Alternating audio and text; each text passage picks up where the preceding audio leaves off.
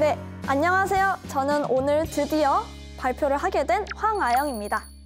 네, 오늘 주제는 참말로 신명이 있나요?인데요.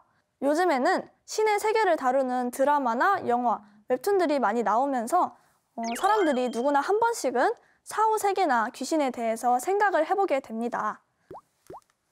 네, 요즘도 귀신이 있다 없다로 많은 사람들이 논쟁을 하고 있죠? 네, 성현 선생님, 귀신이 있다고 생각하세요? 없다고 생각하세요? 저는 귀신이 있다고 생각해요. 왜요? 제가 수행할 때 신명들이 직접 걸어다니는 걸 직접 봤거든요. 그래서 귀신이 있다고 생각해요. 진짜요? 성현 선생님은 눈으로 직접 봤으니까 믿을 수밖에 없겠네요. 네, 그런데 이 물음에 대한 해답을 상제님께서 내려주셨습니다. 도전 속 말씀을 보면 사람마다 몸속에 신이 있단다. 사람마다 그것이 없으면 죽는 것이요 라고 하셨습니다. 사람마다 몸속에 신이 있다니 이게 과연 무슨 말일까요? 신명에 대해 좀 더 구체적인 말씀을 해주셨는데 그 말씀을 통해 알아볼게요. 네, 같이 읽어볼까요? 사람에게는 혼과 넋이 있어 혼은 하늘에 올라가 신이 되어 제사를 받다가 4대가 지나면 영도 되고 혹 선도 되며 넋은 땅으로 돌아가 4대가 지나면 귀가 되느니라. 네, 이 말씀은 사람의 몸과 영의 구조에 대해서 말씀해 주신 것인데요.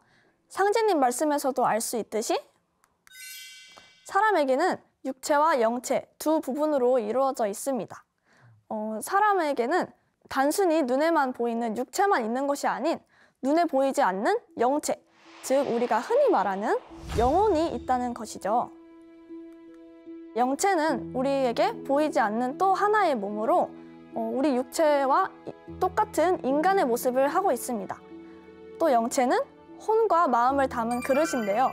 혼은 평상시에는 육체와 포개져 있다가 잠을 잘 때나 큰 충격을 받을 때면 혼이 육체를 잠시 빠져나가게 되는데 이것을 우리가 잘 알고 있는 유체이탈이라고 합니다. 수행을 많이 하다 보면 유체이탈 경험을 할 수 있는데요. 유체이탈 경험을 한 사람들이 꽤나 많은 것을 보면 영혼이 정말로 존재한다는 것을 알 수 있죠. 그리고 우리말 속에서도 신의 세계를 찾아볼 수 있는데요. 이 그림의 상황은 뭘까요?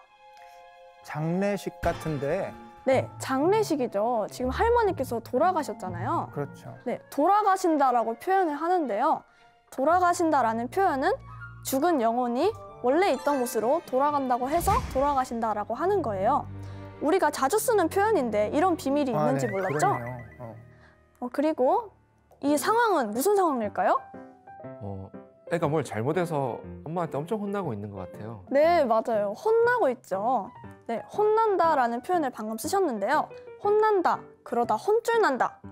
여기에도 신도의 비밀이 들어있는데요. 네, 혼과 넋을 하나로 이어주는 생명선이 있는데 이게 바로 혼줄입니다. 네, 이 혼줄은 광채를 띤 은백색으로 인간의 육체와 영체를 하나로 이어주는 역할을 합니다. 이 혼과 넋을 연결해주는 혼줄이 만약에 끊어진다면 육체와 영체는 분리돼서 죽음에 이르게 되는 것이죠. 그러니까 혼난다, 혼줄 난다라는 말은 혼줄이 끊어져 사람이 죽음에 이를 정도로 크게 꾸지람을 듣다라는 뜻인 겁니다. 네, 그리고 우리가 엄청 놀랐을 때 혼비백산이라고 하잖아요. 이걸 혼은 원래 왔던 하늘로 돌아가고 넋은 땅으로 흩어진다 해서 혼비백산이라고 하는 거예요. 네, 이렇게 우리말 속에서 정말 많은 신에 대한 언어들이 숨어 있죠. 이런 표현들을 옛날부터 조상님들께서 써왔는데요. 조상님들께서는 이런 생활 속에서 신명이 있는 것을 알고 계시지 않나 싶습니다. 네, 그런데 많은 사람들이 죽어서 어떻게 되는지 궁금해하잖아요. 그럼 죽어서 하늘로 돌아가게 되면 모든 게 끝이 되는 걸까요? 박은영 포가님은 죽으면 어떻게 된다고 생각하세요? 죽으면 신명이 되니까 제 생각에는 그 천상에서 신명으로 또 삶이 이어지지 않을까 생각을 해요. 네, 그렇죠. 죽고 나서 모든 게 끝이 아니죠. 사람이 죽으면 하늘에 올라가 신이 된다는 상제님의 말씀처럼 천상으로 돌아간 사람의 혼은 신명세계에서 신명으로 태어나 제2의 삶을 살아가게 됩니다. 상제님께서는 죽음 후의 삶에 대해서도 말씀해 주셨는데요. 관련 성구를 다 같이 읽어볼까요? 네. 하늘에 가면 그 사람의 조상 가운데에서도 우더분이 있어서 철부지 아이들에게 천자문을 가르치듯 새로 가르치나니 사람은 죽어 신명이 되어서도 공부를 계속하느니라. 죽었다고 당장 무엇이 되는 것은 아니니라. 상제님 말씀에도 나와 있듯이 사람은 신명이 되어서도 공부를 계속하게 됩니다. 그렇군요. 계속 공부해야 되는군요. 힘들겠지만 예. 열심히 해야겠죠? 네.